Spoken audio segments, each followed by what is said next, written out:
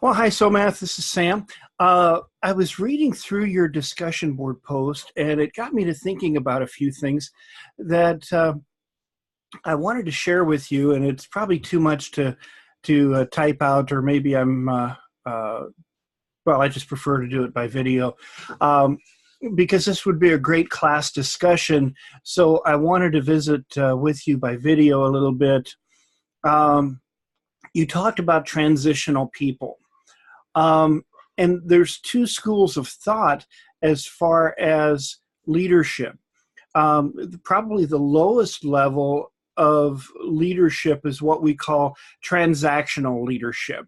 What transactional leadership is it's like a monetary transaction. If I own a store and you walk in and you buy an item, you give me money, you take the item, that's a transaction. It works that way in a work center as well. If I'm your boss, I will offer you a reward. Uh, if you work on this project, I'll put you in for Airman of the Quarter.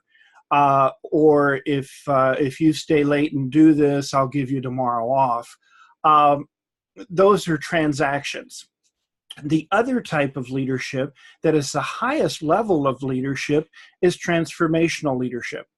That is when a leader looks out for the best interest of his or her people and is helping them grow into that which they desire to be. For example, a work center supervisor who sits down with his or her subordinate and says, what are your goals? What are you wanting to do? What is important to you? And let's say, for instance, that a particular individual is wanting to get into the medical field. We'll just use that as an example. I worked in aircraft maintenance for 22 years, and I had people that worked for me that had different goals. I had one man work for me. His goal was to become an officer.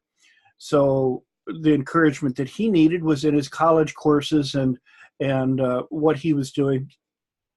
I had another person, female staff sergeant that worked for me, and she wanted to get back home to where she was from. She wanted to be with her family.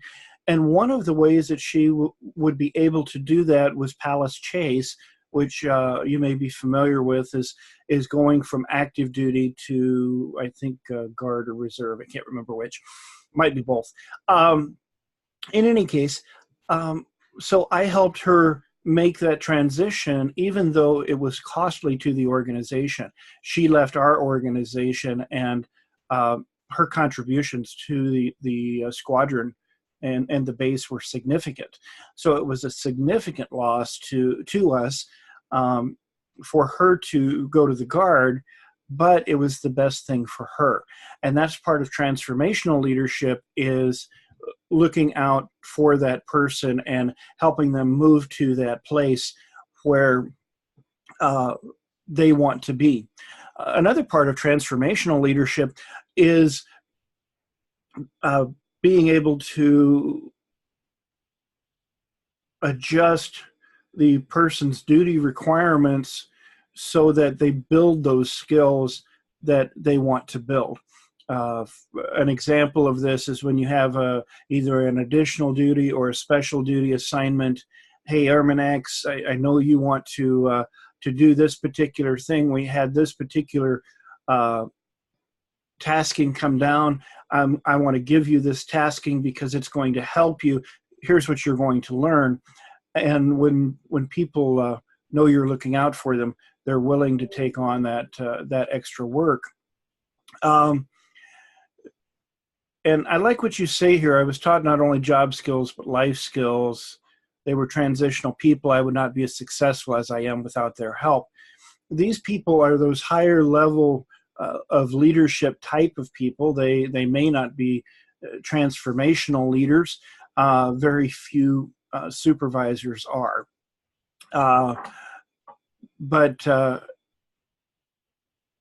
they were definitely impactful in their leadership, and they were indeed higher level leadership than just that positional leader or that transactional type leader. Transactional leadership works as long as you have a carrot and a stick. When you don't have a carrot and a stick, it is really difficult to have somebody do something willingly without that reward. You keep having to provide the rewards to get the higher level work. The better model, in my view, is to look out for the best in your people, help them develop, and then they will willingly contribute more than you ask them to. So, and I love what your supervisors were saying about pay it forward. That servant leadership model that has become very prevalent. You find this in biblical constructs. Jesus' style of ministry was servant leadership. The greatest among you will be the servant of all, and that really works.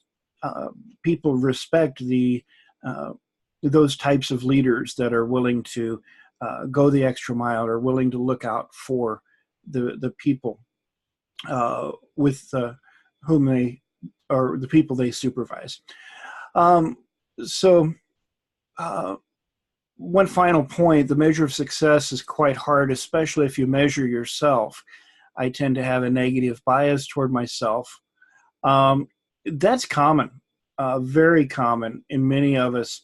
And so we have to train ourselves to be realistic in our expectations. We often, especially hard-charging type A people, tend to grade ourselves lower than what our supervisor might grade us, and we're very hard on ourselves. And we get something done, we turn it in, and we critique it to the nth degree and say, I really could have done a lot better work, or whatever. And it can be very self-defeating. So we need to have that balance of rating our work fairly, rating ourselves fairly. How would we rate somebody else? Because we would rate, if somebody else brought the same level of work to us, we probably would give them a 5 on a 1 to 5 scale. If we did the same work, same quality, we might look at it and say, that's a 3. So we've got to be fair in how we rate ourselves. And that's where that 360-degree feedback is helpful, when you're getting feedback from your coworkers, feedback from your supervisor, from other places, and you start to see a pattern develop. Then you have a better view of how you're doing your work. Do you get along well with your coworkers? Do you work well together? Does everybody contribute? Then you've got a good work center. So anyway, a few thoughts on your post, and it sounds like you've had some great supervisors to work with, and you've had some opportunity to develop yourself. So let me sign off, and I will get this posted under your discussion board. So long for now.